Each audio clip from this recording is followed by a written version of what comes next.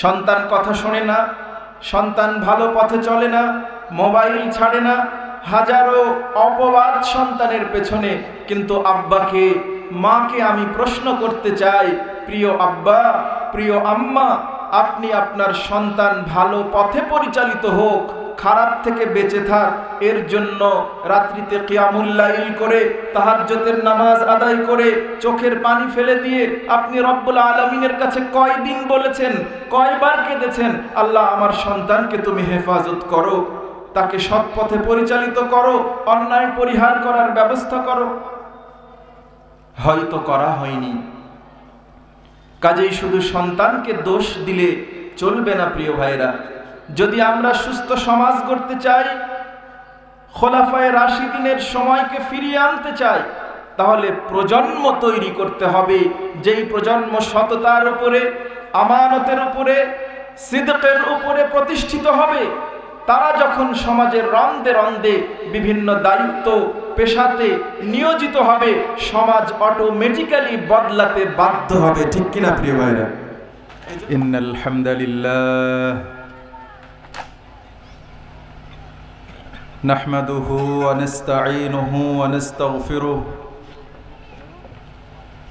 ওয়া নাউযু বিল্লাহি মিন শুরুরি আনফুসিনা ওয়া মিন সাইয়্যাতি আ'মালিনা।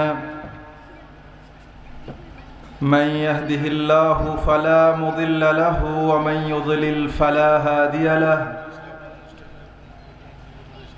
وأشهد أن لا إله إلا الله وحده لا شريك له وأشهد أن محمدا عبده ورسوله صلى الله عليه وعلى آله وأصحابه وبارك وسلم. أعوذ بالله من الشيطان الرجيم. بسم الله الرحمن الرحيم. إنما أموالكم وأولادكم فتنة والله عنده أجر عظيم. وقال رسول الله صلى الله عليه وسلم: مروا أولادكم بالصلاة وهم أبناء 7 سنين واضربوهم عليها وهم أبناء 10 سنين وفرقوا بينهم في المضاجع. وقال رسول الله صلى الله عليه وسلم: سيكون في آخر الزمان أناس من أمتي يحدثونكم بما لم تسمعوا أنتم ولا آباؤكم فإياكم وإياهم أو كما قال رسول الله صلى الله عليه وسلم. ঐতিহ্যবাহী 2 দিনব্যাপী 21তম বাৎসরিক তাফসিরুল কোরআন মাহফিলের প্রথম দিন 10 নভেম্বর সোমবারের এই জান্নাতি পরিবেশের মূল অনুষ্ঠানের সম্মানিত সভাপতি, আমন্ত্রিত অতিথিবৃন্দ, অত্র এলাকার শেরে তাজ ওলামায়ে কেরামগণ, সামনে উপবিষ্ট আছেন আল্লাহর দ্বীনের নসিহা শোনার জন্য বিভিন্ন প্রান্ত থেকে আগত সম্মানিত শ্রোতাবৃন্দ এবং সবচেয়ে বেশি পরিমাণ অবস্থান করছেন পর্দার আড়ালে অবস্থানরত মা বোনেরা। আমি এখানে আসার আগে আলোচ্য বিষয় চিন্তা করেছিলাম, মাহফিলগুলোতে তো যুবক ভাইরা আসেন, দুনিয়াতে হাজারো সমস্যার ভেতরে আমরা পড়ে গেছি। আমার ইচ্ছা ছিল কোরআন এবং সুন্নাহর আলোকে জান্নাতের ভালোবাসা কেমন হবে, সেই ভালোবাসার উপহার হিসেবে যে আল্লাহ রাব্বুল আলামিন প্রেমিকা হিসেবে হুর দান করবেন, তাদের বৈশিষ্ট্য কি হবে, এইটা আলোচনা করতে চেয়েছিলাম। স্বাভাবিকভাবেই বাংলাদেশের অভ্যন্তরীণ পত্রপত্রিকা খুবই কম দেখা হয়। অল্প কিছুদিন হলো পত্রপত্রিকা খুললেই শুধুমাত্র হত্যা, খুন, এই সংবাদগুলো প্রতিদিন শিরোনাম হিসেবে দেখা যাচ্ছে।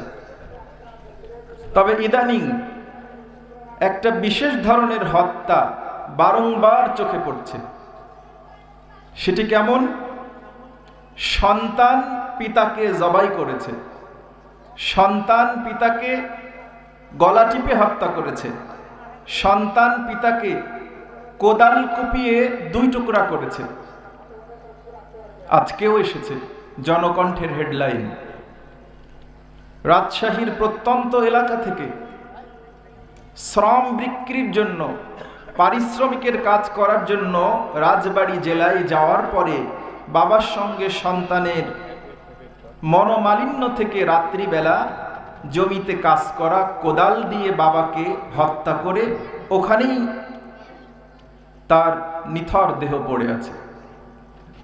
গত 2 দিন আগে দেখলাম বাবা এবং ছেলে কৃষি কাজ করেন। রাত্রিবেলা বাবা 60 বছর বয়স, নামাজে দাঁড়িয়েছে, নিজের আপন সন্তান বড় দা দিয়ে বাবাকে দেহ থেকে মাথা আলাদা করে দিয়েছে। আলেম পরিবারও এ থেকে বাহিরে যাচ্ছে না। আপনারা জানেন কিছুদিন আগে একজন মাদ্রাসার মুহাদ্দিস সাহেবকে তারই সন্তান বাড়িতে একা পেয়ে মোবাইলে এমনভাবে আসক্ত হয়েছে যে বাবা তার উপরে শাসন প্রক্রিয়া অব্যাহত রাখার কারণে নিজের সন্তান তার বাবাকে হত্যা করেছে। অতএব এই যে প্রতিদিন হত্যা বেড়ে চলেছে, কেন? এটার কি কোনো প্রতিকার নেই? অথবা যদি সমাজে এই ধরনের অপরাধ বেড়ে যায়, তাহলে মানবতার ধর্ম ইসলাম আমাদেরকে কি ধরনের পদক্ষেপ গ্রহণ করতে নির্দেশ দেয়, যেই পদক্ষেপগুলো নিতে পারলে আমাদের সন্তানেরা এরকম ভয়ঙ্কর রূপী হবে না? এটা কি আপনাদের জানার দরকার আছে কিনা নাই?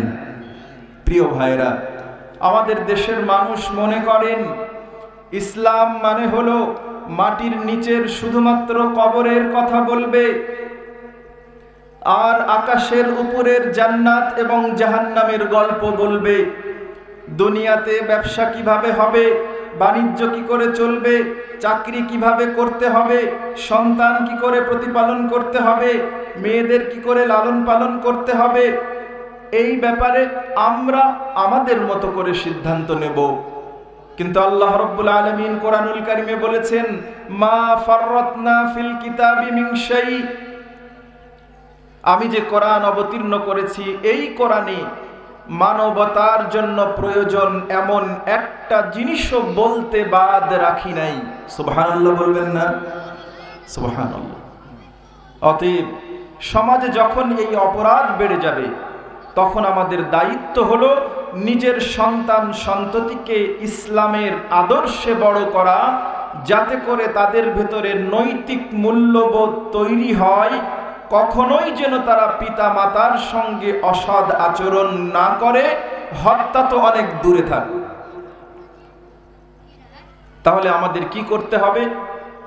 চলুন কোরআন এবং সুন্নাহর পাতায় চোখ রাখি। রাসূলুল্লাহ সাল্লাল্লাহু আলাইহি ওয়াসাল্লাম বলছেন,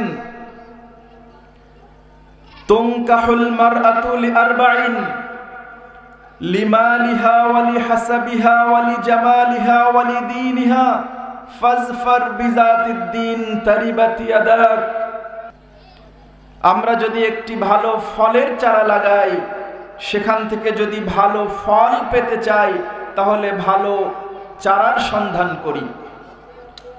একটি সুন্দর, সচ্চরিত্রবান, আমানতদার, সত্যবাদী সন্তান পেতে হলে একটি সুন্দর মায়ের প্রয়োজন।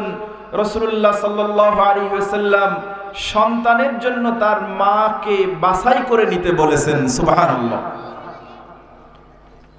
এই হাদিসটির ভুল অনুবাদ আমাদের সমাজে প্রচলিত আছে। মানুষ বলে যে ইসলাম 4টা জিনিস দেখে বিবাহ করতে বলেছে, এ কথা ভুল। নবীজি বলেছেন বিবাহের সময় স্বাভাবিকভাবে মানুষ 4টা জিনিস দেখে। মেয়ের সম্পদের পরিমাণ দেখে, মেয়ের বংশমর্যাদা দেখে,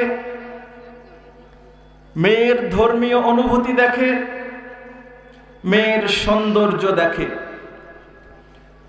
বাকি 3টা জিনিস দেখা অপরাধ নয়, কিন্তু রাসূলুল্লাহ সাল্লাল্লাহু আলাইহি ওয়াসাল্লাম বলেন তুমি সৌন্দর্য দেখলে, সম্পদ দেখলে, বংশ পরিচয় দেখলে, কিন্তু তার ধর্মীয় অনুভূতি দেখলে না, তাহলে তুমি ক্ষতিগ্রস্ত হয়ে গেলে।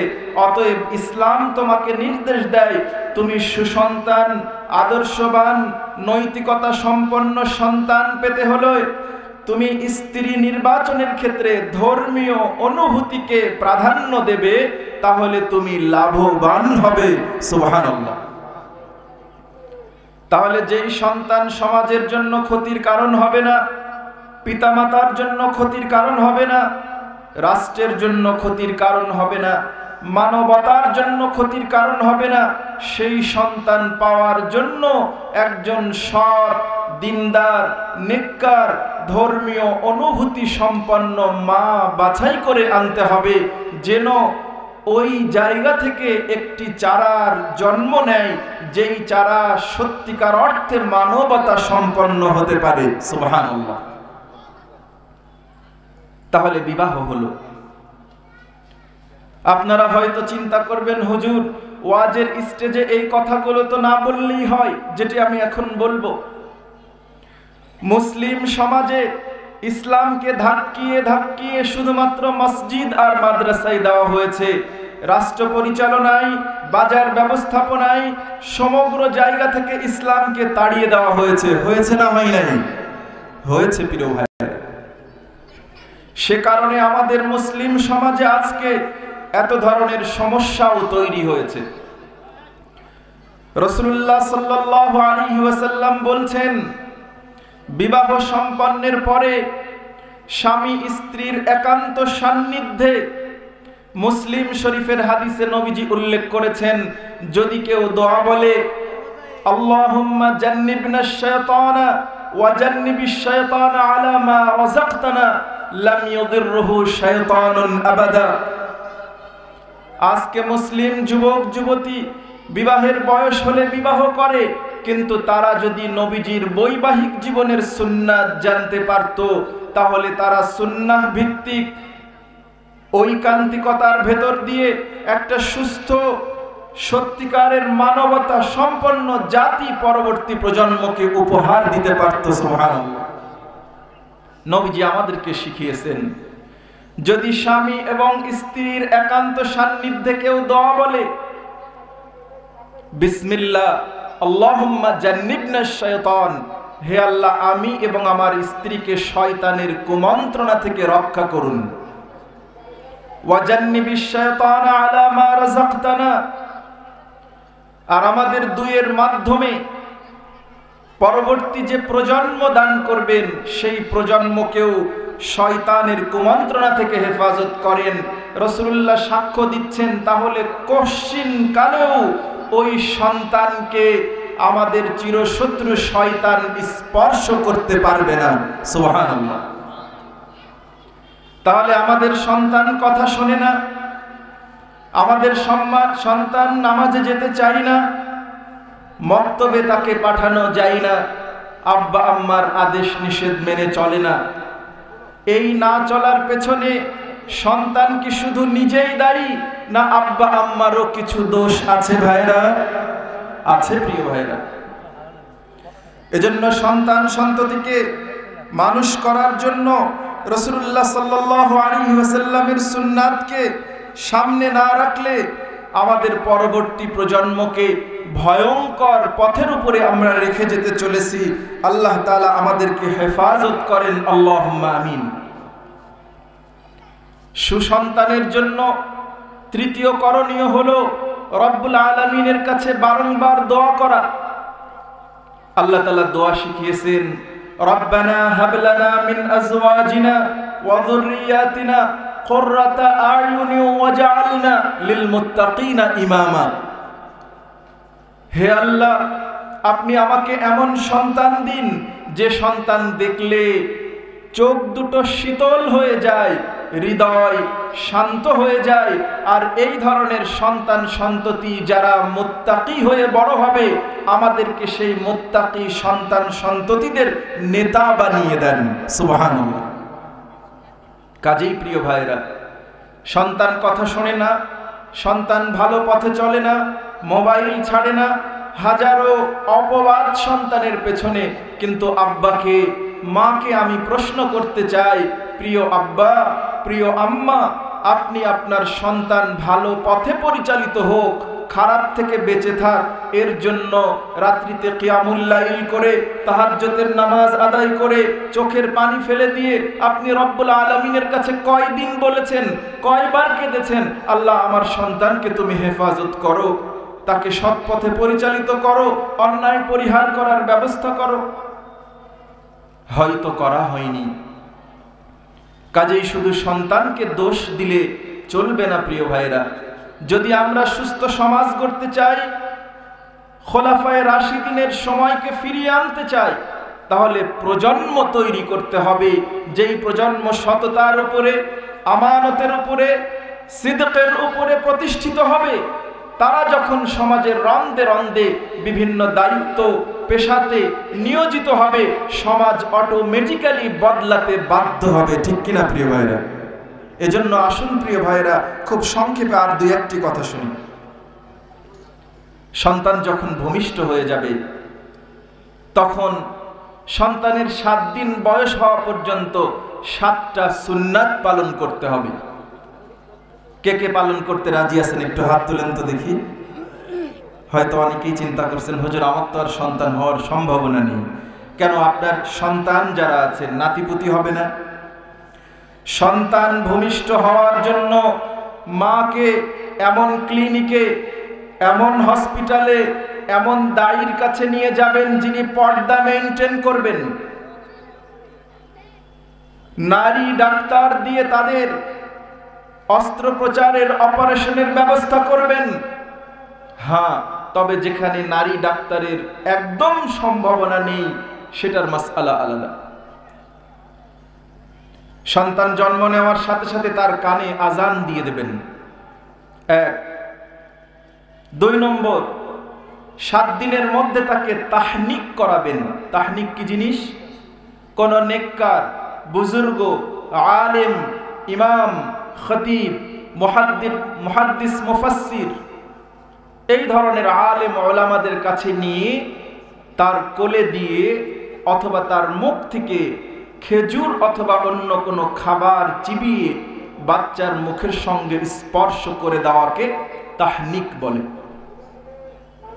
তাহলে 1 নম্বর হলো সন্তানের কানে আজান দেবেন। কিভাবে? আগের দিনে যখন বাচ্চা বাড়িতে হতো, বাইরে থেকে জোরে আজান দেওয়া হতো। এখন তো ক্লিনিক, হসপিটালে বাবুরা জন্ম লাভ করে। তাহলে কোলে নিয়ে মুখটাকে কানের কাছে নিয়ে আস্তে আস্তে করে বলবেন আল্লাহু আকবার, আল্লাহু আকবার। এভাবে পুরো আজানটা তার কানের কাছে দেবেন। আর 2 নম্বর, তাকে তাহনিক করাবেন। 3 নম্বর হলো দোয়া করা। প্রত্যেকটা বিষয়ের আলাদা আলাদা দলিল, হাদিস সম্বলিত প্রমাণ রয়েছে। আবু মুসা আশআরী রাদিয়াল্লাহু তাআলা আনহু বলেন, আমার সন্তান জন্ম লাভ করলো, আমি নবীজির কাছে নিয়ে গেলাম, নবীজি তাকে কোলে নিলেন, ফাসাম্মাহু ইব্রাহিম, নবীজি তার নাম ইব্রাহিম রাখলেন, ওয়া দাআ লাহু বিল বারাকা, এবং তার জন্য বরকতের দোয়া করলেন। সুবহানাল্লাহ। এজন্য আলেম ওলামা, নেককার, বুজুর্গ দিয়ে সন্তানদের জন্য আপনারা দোয়ার ব্যবস্থা করবেন।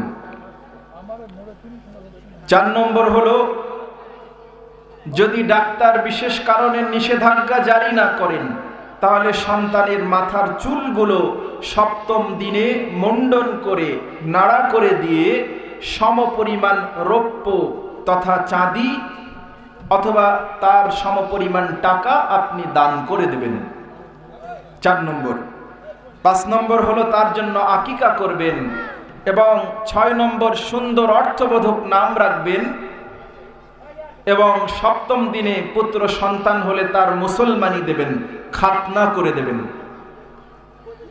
এগুলোর এক একটার ব্যাখ্যা করতে গেলে অনেক সময়ের প্রয়োজন, আমরা আজকে ব্যাখ্যার দিকে যেতে পারবো না। কাজেই এই 7টি সুন্নাত সন্তান জন্ম নেওয়ার 7ম দিনের মধ্যে যদি আমরা করতে পারি, তাহলে ওই সন্তান যেমন বরকতময় সন্তান হবে, আকিকা করার কারণে, খাতনা করার কারণে, তার মাথার চুল ফেলে সাদকা করার কারণে সে শারীরিকভাবেও সুস্থতা অনুভব করবে। সুবহানাল্লাহ। বিশিষ্ট চিকিৎসাবিদ ইবনে সিনা রহমাতুল্লাহি আলাইহি, তার একটা গ্রন্থ আছে আশ-শিফা, আরোগ্য।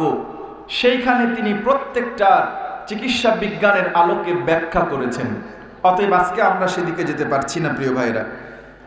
তারপরে আমাদের সমাজে একটা ব্যাধি আছে, যদি আলট্রাসনোগ্রামে ধরা পড়ে সন্তান ভেতরে যা আছে সেটা কন্যা, তাহলে সন্তানের পিতা এবং তার দাদা দাদির মুখ খুশি হয় না বেজার হয়? যখন শোনে যে বেটার বউ কন্যা সন্তান জন্ম দেবে, তখন শ্বশুর শাশুড়ি এবং তার জামাইয়ের মুখ কালো হয়ে যায় না উজ্জ্বল হয়? কালো হয়ে যায়। আল্লাহ রাব্বুল আলামিন কোরআনুল কারীমে বলেছেন, ওয়াইযা বুশিরা আহাদুহুম বিল উনসা যাল্লা ওয়াজহুহু মুসওয়াদ্দান ওয়া হুয়া কাযীম। ইসলাম পূর্ব যুগে মক্কার মুশরিক কাফের বেঈমানদের আচরণ ছিল এরকম। যখন সন্তান কন্যার কথা তারা শুনতো, তাদের মুখগুলো কালো হয়ে যেত, একেবারে বিবর্ণ হয়ে যেত, তারা হতাশ হয়ে যেত।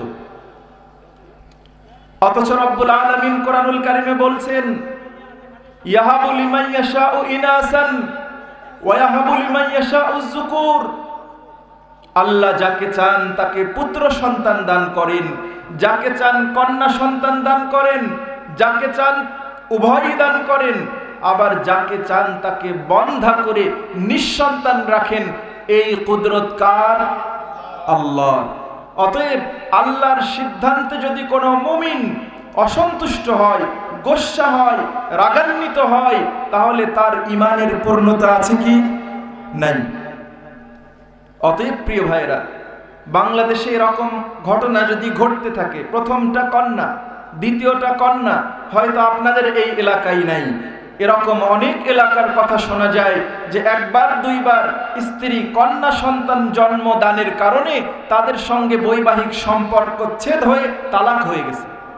নাউযুবিল্লাহ, আস্তাগফিরুল্লাহ। কি মারাত্মক জাহালাতি, কি অজ্ঞতা, কি মূর্খতা! অথচ নিজেদেরকে আমরা আধুনিক বলে দাবি করছি। সন্তান পুরুষ হবে, নারী হবে, পুত্র হবে, কন্যা হবে, এই ব্যাপারে মানবতার যদি হাত থাকতো, তাহলে বিশ্বের যারা পরাশক্তি, যারা বিশ্বকে নিয়ন্ত্রণ করে, তারা কি কখনো কন্যা সন্তান চাইতেন? তারা বলতেন যে সমস্ত চিকিৎসা বিজ্ঞানকে এক জায়গায় করো, আমার যেন সবগুলো পুত্র সন্তান হোক, কারণ আমি বিশ্ব নিয়ন্ত্রণ করি এবং আমার এই নিয়ন্ত্রণ অটুট রাখার জন্য আমার বেশি পরিমাণ পুত্রের দরকার। অতএব আমার যেন কন্যা না হয়, সবই পুত্র হোক। এজন্য প্রিয় ভাইরা, সন্তান পুত্র হোক অথবা কন্যা হোক, কখনোই মন খারাপ করা যাবে না। আল্লাহ তাআলার সিদ্ধান্তে সন্তুষ্ট থেকে তাদেরকে দ্বীনি শিক্ষায় বড় করতে হবে। রাসূলুল্লাহ সাল্লাল্লাহু আলাইহি ওয়াসাল্লাম বলছেন, আদিবু আওলাদাকুম আলা সালাসি খিসালিন। তোমাদের সন্তানরা যখন একটু বড় হবে, তোমাদের সন্তানদেরকে ন্যূনতম 3টা আদব শিক্ষা দাও। 1 নম্বর হলো হুব্বু নবিয়িকুম, নবীর মহব্বত শেখাও। কষ্টের কথা হয়তো বিস্তারিত বলার সুযোগ নেই। আমি নিজে একজন শিক্ষক, কিন্ডারগার্টেন লেভেলে আমার প্রতিষ্ঠান আছে। আমি শহরে বসবাস করি। শহরের ভালো স্কুলগুলোতে গিয়ে ছোট বাবুদেরকে জিজ্ঞেস করেছি, বাচ্চারা বলো তো তোমাদের নবীর নাম কি? একজন নবীর নাম বলেছে আইনস্টাইন, আরেকজন বলেছে রবীন্দ্রনাথ, আরেকজন তো কিছুদিন আগে চলে যাওয়া তার আব্বার নাম বলে দিয়েছে।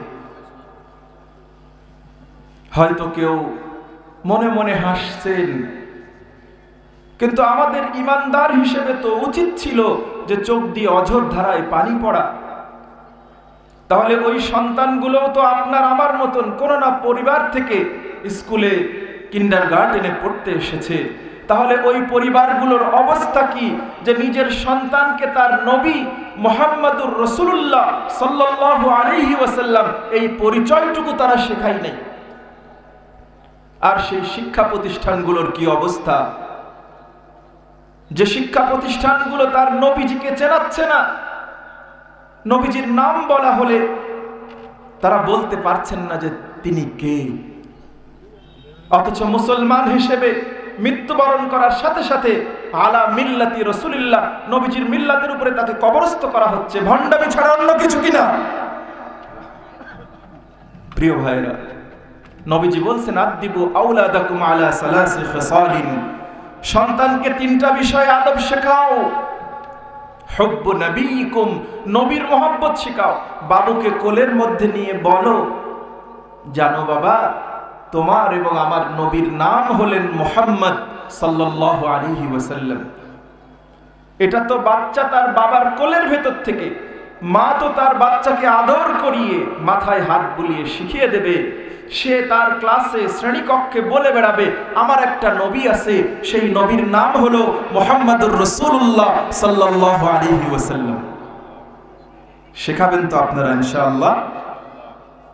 আমি হয়তো ওই রকম কোকিল কণ্ঠ দিয়ে আপনাদেরকে মজিয়ে ধরে রাখার ক্ষমতা রাখি না প্রিয় ভাইরা, কিন্তু সমাজ থেকে যখন এই শিক্ষাগুলো একে একে বিদায় নিচ্ছে, তখন আমরা যে সমাজ আকাঙ্ক্ষা করছি সেই সমাজ আমাদের থেকে দূরে চলে যাচ্ছে। আর যেই সমাজ আমরা চাচ্ছি না সেই সমাজ দৌড়ে দৌড়ে আমাদের কাছে চলে আসছে। ঠিক কিনা প্রিয় ভাইরা? এজন্য যদি সমাজ বদলাতে হয় তাহলে অবশ্যই সন্তানকে তা আমাদের প্রিয় নবীকে চেনাতে হবে। আর এরপরে রাসূলুল্লাহ সাল্লাল্লাহু আলাইহি ওয়াসাল্লাম বলেছেন ওয়া হামালাতুল কোরআন, এবং কোরআনের বাহক হিসেবে তাকে রেডি করতে হবে। আগের দিনে ফজর নামাজের পরে মসজিদগুলোতে মক্তব চলতো,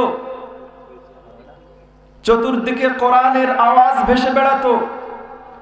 মাগরিবের নামাজের পরে বাচ্চারা যখন পড়তে বসতো, তখন বাড়িগুলো থেকে কোরআনের তেলাওয়াতের সুমধুর কণ্ঠস্বর রাস্তার পথচারীরা পেতে পেতে যেত।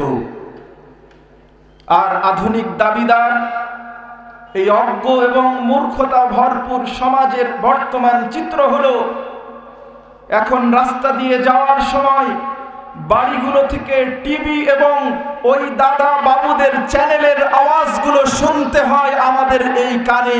এর চাইতে দুর্ভাগ্য আর মুসলিম সমাজের কি হতে পারে বলেন ঠিক কিনা? আমরা মনে করছি হুজুরদের কাছে যাব, তাবিজ নেব, পানি পড়া নেব, ফু নেব, ছেলে মাশাআল্লাহ তাবারাকাল্লাহ আল্লাহর ওলি হয়ে যাবে। আপনি বাড়িতে শয়তানের বাক্স বসিয়ে রেখেছেন, জীবনে নিজে একদিন কোরআনের তেলাওয়াত করেন না, নিজের পরিবারে 24 ঘন্টার 28 ঘন্টায় মোবাইল স্ক্রল করতে থাকেন। আল্লাহকে সাক্ষী রেখে বলছি, আমার সন্তানের আজকের বয়স 2 বছর। আল্লাহ তাআলার দয়া, আমাদের ক্ষুদ্র প্রচেষ্টা, এখনো পর্যন্ত এই মোবাইল কি জিনিস আল্লাহর দয়ায় আমার সন্তান জানে না। সুবহানাল্লাহ, গর্ব করছি না। আল্লাহ তাআলা যেন এই নিয়ামতকে অব্যাহত রাখেন। আমরা আলেম হতে পারি নাই, ওস্তাদ ডক্টর আব্দুল্লাহ জাহাঙ্গীর স্যার রাহিমাহুল্লাহকে পেয়েছি। আগ্রহ, আল্লাহ রাব্বুল আলামিন আমাদের সন্তানদেরকে বড় আলেম হিসেবে কবুল করেন। আপনাদের কাছে দোয়া চাই। চকলেট, চুইংগাম, চিপস এগুলো থেকে বাচ্চাদেরকে দূরে রাখবেন। এর মধ্যে ক্ষতিকারক দিক যেমন আছে, অমুসলিমদের ষড়যন্ত্রের অংশও আছে। আল্লাহ তাআলা হেফাজত করেন। অতএব সন্তান যখন বেড়ে উঠবে তাকে কোরআনের দর্সে, মক্তবে, মসজিদে যে কোনোভাবেই তাকে হামালাতুল কোরআন, কোরআনের ধারক এবং বাহক হিসেবে, অভিভাবক হিসেবে দায়িত্ব কাঁধে নেবেন। আল্লাহ তাআলা তৌফিক দান করেন, আমিন। আমাদের অভিভাবকরা কি করেন? সন্তানের বয়স যখন 3 থাকে, 5 থাকে, 4 থাকে, বাবা আদর করে পোশাক পরিয়ে তাকে মসজিদে নিয়ে যান। কিন্তু সন্তানের বয়স যখন 7 হয়ে যায়, বাবা চিন্তা করে ও বড় হয়েছে, সিদ্ধান্ত নিতে পারে, কাজেই ওর মতো করে ও যাবে। দেখেন ইসলামের প্রেসক্রিপশন কি আর আমাদের সিদ্ধান্ত কি। রাসূলুল্লাহ সাল্লাল্লাহু আলাইহি ওয়াসাল্লাম বলছেন, মুরু আওলাদাকুম বিসসালাতি ওয়া হুম আবনাউ 7 সিনিন ওয়াজরিবুহুম আলাইহা ওয়া হুম আবনাউ 10 সিনিন ওয়াজরিবু আলাইহিম ওয়া হুম আবনাউ 10 সিনিন ওয়া ফাররিকু বাইনাহুম ফিল মাযাজি'। তোমাদের সন্তানদের বয়স যখন 7 বছর হয়ে যাবে তখন নামাজের আদেশ দেবে। 7 বছরের আগে বাবা যদি একদিনও সন্তানকে না বলে চলো মসজিদে যাই, তোমাকে নামাজ পড়তে হবে, কোনো অপরাধ নেই। কারণ 7-এর আগে সে মা এবং বাবার একান্ত স্নেহ, মায়া, মমতা নিয়ে বড় হবে। বয়স যখন 7 হয়ে যাবে আস্তে আস্তে ভালো এবং মন্দ বুঝতে শেখে। এজন্য ইসলাম আমাদেরকে আদেশ দেয়, 7 হলে তাকে নামাজের কথা বলো। বাবা, ইসলাম ধর্মে তুমি জন্মগ্রহণ করেছো, ইসলাম ধর্মের মৌলিক ফরজগুলোর অন্যতম হলো নামাজ, সালাত। তোমাকে এটা শুরু করতে হবে। চলো আজ থেকে তুমি আমার সাথে মসজিদে যাবে। আপনার সন্তান একদিন যাবে, 2 দিন যাবে না, 2 দিন যাবে, একদিন যাবে না, 1 ওয়াক্ত যাবে, 2 ওয়াক্ত যাবে না, 3 ওয়াক্ত যাবে, 1 ওয়াক্ত মিস করবে, আপনি রাগ করবেন না। বয়স যখন 9 হয়ে যাবে তখন তাকে বোঝাতে থাকবেন যে বাবা এখন থেকে কিন্তু আস্তে আস্তে নিয়মিত করতে হবে। 7 থেকে 10 পর্যন্ত প্র্যাকটিস করাবেন, অনুশীলন করাবেন, হাতে করে নিয়ে যাবেন, পাঠাবেন। 2-1 দিন গ্যাপ গেলে শাস্তি দেবেন না, বোঝাবেন। 10 হয়ে গেলে কিন্তু তুমি আর গ্যাপ দিতে পারবে না। এভাবে ইসলাম আমাদেরকে শিখিয়েছে। যেদিন সন্তানের বয়স 10 হয়ে যাবে, রাসূলুল্লাহ সাল্লাল্লাহু আলাইহি ওয়াসাল্লাম, যাকে আল্লাহ তাআলা গোটা মানবতার জন্য দয়ার কান্ডারি হিসেবে পাঠিয়েছেন, সেই দয়ালু যিনি আমাদেরকে শাফাআত করে জান্নাতে নেবেন, যিনি আমাদেরকে হাউজে কাউসার পান করাবেন, তিনি বলছেন তোমার সন্তানের বয়স 10 হয়ে গেছে, মসজিদে যেতে চাই না, নামাজ পড়তে চাই না, তাকে প্রয়োজনে প্রহার করো, মেরে হলেও তাকে জান্নাতে মসজিদে নিয়ে যাও। মানবতাবাদীদের খুব কষ্ট হবে। তারা বলবে দেখো তোমাদের ইসলাম কত খারাপ, ছেলে নামাজে যাবে যাবে না তার সিদ্ধান্ত, অথচ ইসলাম বলে যে তাকে মেরে হলেও নামাজ পড়াও। প্রিয় ভাইরা, খুব ভালো করে বুঝুন, বিস্তারিত বলার সুযোগ নেই। আপনার সন্তানকে যদি আপনি ভালোবাসেন, তার মৌলিক চাহিদা পূরণ করে দেন, ইসলামের এই আদেশকে 7 বছর থেকে বোঝান, হাতে করে নিয়ে যান, তাকে সুযোগ দেন। বুঝিয়ে বলার পরে 10ম বছরে গিয়ে যদি অবহেলা করার কারণে আপনি তাকে প্রহার করেন, শাসন করেন, মার দেন, আল্লাহ রাব্বুল আলামিন যদি সত্য হয়ে থাকেন, রাসূলুল্লাহ সাল্লাল্লাহু আলাইহি ওয়াসাল্লাম যদি সত্য হয়ে থাকেন, তাহলে তাদের নির্দেশনার ভেতরে সন্দেহ, সংশয় করলে ঈমান নষ্ট হয়ে যাবে। অতএব আপনার সন্তানের সকল মৌলিক চাহিদা যদি আপনি পূরণ করে তাকে শাসনের দায়িত্ব নেন, আপনার সন্তান কোনোভাবেই এদিক ওদিক তো হবেই না, সঠিক পথের কারণে তারা স্থায়ী নামাজি হয়ে যাবে। সুবহানাল্লাহ।